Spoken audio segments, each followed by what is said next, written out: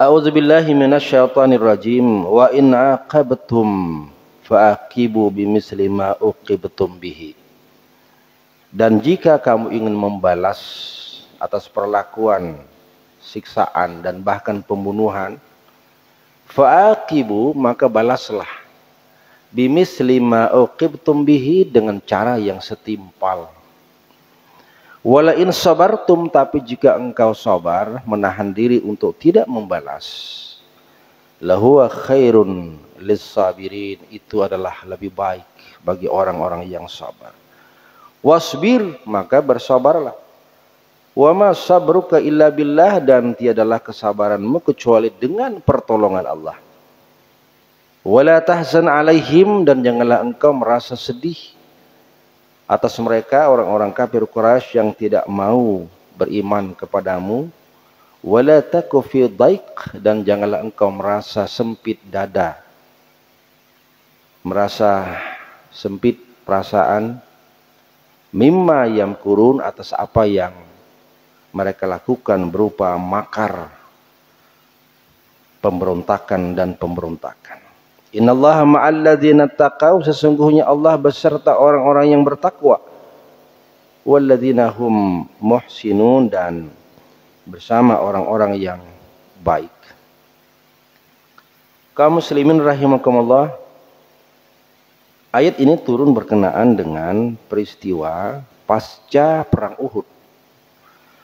Setelah perang Uhud terjadi kurang lebih 3 tahun setelah kenabian. Dan setahun sebelumnya ada perang Badar. Perang Badar kita tahu kaum muslimin mengalami kemenangan. Maka kaum musyrikin kemudian membalas dendam atas kekalahan mereka pada perang Badar. Maka terjadi perang Uhud pada tahun ketiga kenabian, atau setahun setelah terjadinya perang Badar, tepatnya pada hari Sabtu. Jamaah rahimakumullah, pasca terjadinya perang Uhud, di mana kaum muslimin mengalami kekalahan, kalah kaum muslimin. Antara 3.000 pasukan Quraisy dengan 1.000 pasukan kaum muslimin, kalah jumlah. Pada awalnya memang menang, pada awalnya 1.000 menghadapi 3.000, awalnya menang. Tapi begitu merasa percaya diri, pede, lalu kemudian tidak menghiraukan komando dari pasukan kaum muslimin, terutama pasukan pemanah, untuk tetap setia berada pada tempatnya. Tapi karena kemudian mereka merasa seakan-akan sudah menang, dan di hadapan mereka itu ada banyak ghanimah, barang-barang rampasan hasil peperangan, maka berebut, dan termasuk pasukan pemanah yang disuruh tunggu saja di tepi gunung, di tepi jurang gunung itu untuk bertahan, mengamati dan mengamankan, ternyata terbawa arus turun ke bawah. Tapi tiba-tiba kemudian pasukan dari kaum musyrikin muncul dari belakang, memblokade kaum muslimin dengan jumlah yang besar. Maka kaum muslimin terdesak, akhirnya banyak kaum muslimin yang terbunuh pada ketika itu. Maka dinyatakan kaum muslimin kalah dan kaum musyrikin menang, kembali pada posisi masing-masing. Akhir peperangan itu, salah seorang paman Nabi bernama Hamzah bin Abi Thalib itu wafat. Dan seluruh kaum muslimin yang wafat di medan perang pada peperangan Uhud itu dinyatakan mati dalam keadaan yang mengenaskan akibat ulah dari orang-orang musyrik Quraisy ketika itu. Kondisi seluruh mayat-mayat kaum muslimin itu dimutilasi, dipotong-potong. Jadi kaum muslimin kalah, dan kemudian mayat-mayat para sahabat dipotong-potong oleh bubuhan kafir Quraisy. Bagian kepala, bagian hidung, bagian telinga, tangan sudahnya, kaki dimutilasi. Maka Rasulullah Shallallahu Alaihi Wasallam ketika melihat paman beliau di hadapan dalam kondisi yang mengenaskan, manusiawi muncul di hati rasa dendam. Kalau sekiranya aku mendapat kesempatan, ujar Nabi, akan kumutilasi 70 orang kaum Yahudi, kaum musyrikin. Saking ingin membalas dendam atas kematian paman beliau yang beliau lihat dalam keadaan yang mengenaskan seperti itu. Maka apa yang menjadi rasa dendam Nabi, dan tentunya dengan kebencian yang luar biasa atas kenyataan itu, maka turunlah ayat ini. Wa in aqabtum fa'aqibu bimisli ma uqibtum. Wahai Rasulullah, kalau kamu ingin membalas dendam, maka balaslah yang setimpal. Jangan berlebihan atas apa yang mereka lakukan. Satu lawan satu. Di ayat lain ada istilah ketika Allah mengatakan bahwa ajaran Taurat yang sampai pada masa syariat Nabi Muhammad diajarkan apa yang disebut dengan hukum balas dendam yang sama, yang disebut dengan qisas. Dalam soal terjadinya peperangan dan terjadi pembunuhan atau penganiayaan, membalas hal yang sama atas apa yang dilakukan orang kepada kita, itu namanya qisas. Dikatakan kalau sekiranya orang menganiaya kita dengan cara memotong atau mencongkel mata, congkel matanya. Bila orang memotong hidung, potong juga hidungnya. Bila orang memotong telinga, potong juga telinganya. Itu balasan yang setimpal. Jangan berlebihan atas apa yang dilakukan. Ya rahimakumullah. Maka yang kedua, hukum qisas dalam Al-Quran itu hukumnya wajib karena Quran. Cuman dalam penerapannya para ulama berbeda pendapat. Apakah penerapan qisas balas dendam atas aniaya serta pembunuhan orang itu dengan bentuk yang sama ataukah dengan makna yang sama? Apabila hukum qisas pembalasan yang setimpal itu dengan bentuk yang sama, maka para ulama yang pertama ini mengatakan harus sama. Hukum bunuh adalah bunuh. Makanya di negara-negara muslim masih itu menerapkan. Di Arab, di Iran. Apabila ada orang membunuh seseorang, maka balasannya adalah bunuh dengan cara yang sama. Al-qatlu bil qatli. Bunuh dengan bunuh. Apabila ada orang mencongkel mata, congkel matanya. Sesuai dengan ayat. Potong hidung, potong juga hidungnya. Ini pendapat para ulama tentang hukum balas al-qisas dalam bentuk yang sama. Atau yang kedua, hukum balas tidak dalam bentuk yang sama, tapi maknanya. Membalas dalam arti makna, artinya hukuman, meskipun bentuknya tidak seperti bentuk yang sama bahwa membunuh dengan bunuh. Bisa saja membunuh dengan cara yang lain. Karena Al-Quran juga mengajarkan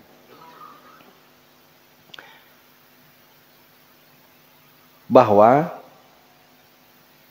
wala in sabartum lahuwa khairul lissabirin. Kalau kamu sabar.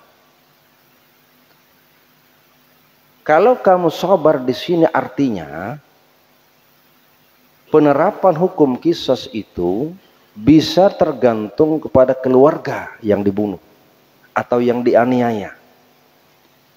Apabila keluarga yang terbunuh atau yang dianiaya itu memaafkan, maka ini yang kata Allah wala in sabartum lahu khairul lisabirin.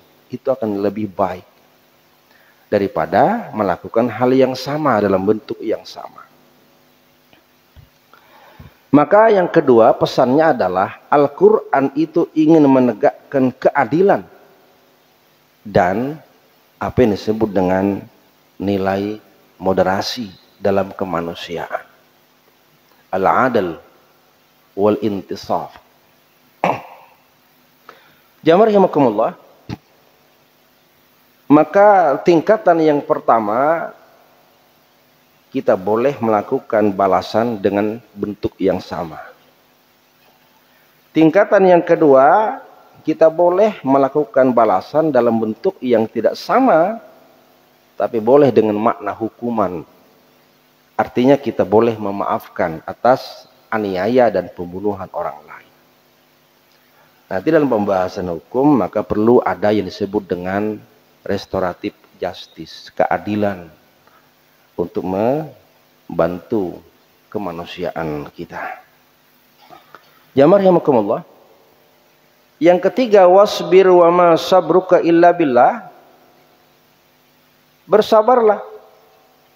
Ini iltizam. Martabat yang ketiga yang paling baik adalah memang bersabar. Wa ma sabruka illa billah. Caranya itu adalah dengan minta pertolongan Allah. Susah kita sabar kalau kita mendapat aniaya. Orang ditampar, sabar di membalas tuh berat memang. Kita ditampar orang balas tampar juga, bahkan lebih parah daripada itu kan. Wasbir wa ma sabruka illa billah, tapi yang lebih baik bersabar. Dan kita bersabar itu dengan meminta pertolongan Allah. Wala tahzan alaihim, dan jangan kau merasa sedih atas keingkaran mereka yang tidak mau beriman kepadamu. Wala taku fi dhaikim mimma yamkurun, jangan merasa sempit dada atas makar yang mereka lakukan. Jamaah rahimakumullah. Sulit kita melakukan kesabaran saat kita mendapatkan aniaya, apalagi pembunuhan. Ada yang membuat orang mengapa begitu benci, begitu marah. Dan ayat ini mengatakan ada dua hal. Wala tahzan alaihi. Kebencian itu muncul karena mereka ingkar. Mereka membantah, tidak mau beriman kepada Rasulullah, dan itu yang membuat Rasulullah merasa begitu marah. Sudah ingkar, kemudian membasmi, membunuh kaum muslimin. Maka Allah mengatakan wala tahzan alaihi. Tidak usah membuat duka cita atas keingkaran yang mereka lakukan. Tapi itulah sumber mengapa kadang-kadang kita merasa benci dan marah besar. Wala taku fi dhaik. Yang kedua, karena memang hati itu kalau sudah benci, itu muncul rasa sempit dada, apalagi atas apa yang mereka lakukan. Maka dua hal itu secara psikologislah yang membantu menumbuhkan kebencian dan kemarahan kita kepada orang lain. Maka yang terakhir, martabat yang terakhir adalah innallaha ma'al ladzina taqaw. Sesungguhnya Allah beserta orang-orang yang bertakwa. Ayat ini terkait dengan ketaatan kepada Allah. Walladzina hum muhsinun, dan Allah beserta orang-orang yang baik. Ini terkait dengan kebaikan kepada kemanusiaan. Jamaah rahimakumullah. Maka Imam Ar-Razi mengatakan kemuliaan seseorang tidaklah bisa kita dapatkan kecuali dengan dua hal. Pertama, tetap istiqomah dengan taat kita kepada Allah.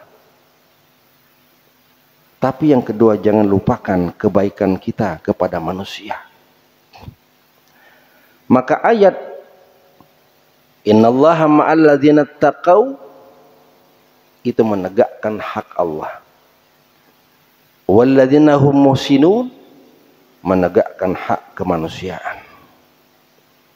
Maka tidak ada ketimpangan demi kita menegakkan hak kepada Allah, tapi kita lupa menegakkan kebaikan kepada sesama. Atau bahkan sebaliknya, demi kebaikan kita menegakkan kepada sesama, tapi kita melupakan ketaatan kita kepada Allah. Maka ayat ini termasuk ayat yang menjadi wasiat salah satu di antara sahabat Ibnu Hayyan. Begitu pentingnya. Kalaulah kata beliau ada wasiat, wasiatul mal, wasiat harta. Saya tidak punya harta. Tapi aku berwasiat, kata beliau, dengan 3 ayat pada akhir surah An-Nahl ini. Ini wasiatku, kata beliau. 3 ayat terakhir pada surah An-Nahl. Balaslah dengan yang setimpal, mun urang menganiaya kita, jangan lebih. Mun kawa bersabar. Yang ketiga memang kalau bisa sabar, dan itu lebih baik bagi orang-orang yang memang ingin mendapatkan derajat kesabaran. Dan beliau berpesan, berwasiat sebagaimana yang diucapkan oleh Rasulullah sallallahu alaihi wasallam. Barang siapa yang membaca surah An-Nahl, terutama di bagian akhir ayat ini, maka Allah tidak akan menghisap segala nikmat yang Allah berikan kepadanya. Dan kemudian Allah akan memberikan kafarah. Allah akan memberikan ampunan atas dosa-dosa kita, terutama dosa-dosa kecil kita. Begitu wasiat ini luar biasa yang disampaikan oleh salah seorang sahabat, Haram bin Hayyan. Karena memang 3 ayat terakhir ini adalah ayat yang membuat kita menjadi manusia yang mulia. Demi menegakkan ketaatan kita kepada Allah, tapi sekaligus kita juga menegakkan kebaikan kita kepada sesama. Hablum minallah wa hablum minan nas.